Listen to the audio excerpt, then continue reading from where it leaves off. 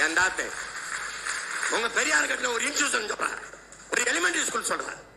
அண்ணே அண்ணே அண்ணே அண்ணே அண்ணே அவசரப்படாதீங்கண்ணே, அவசரப்படாதீங்கண்ணே. சொல்றப்பையா சீமான் பெரியாரை பற்றி பேசணும், அவர் என்னென்ன கட்டியிருக்காரு நான் பேசணும் தான் ஆசைப்பட்டேன்.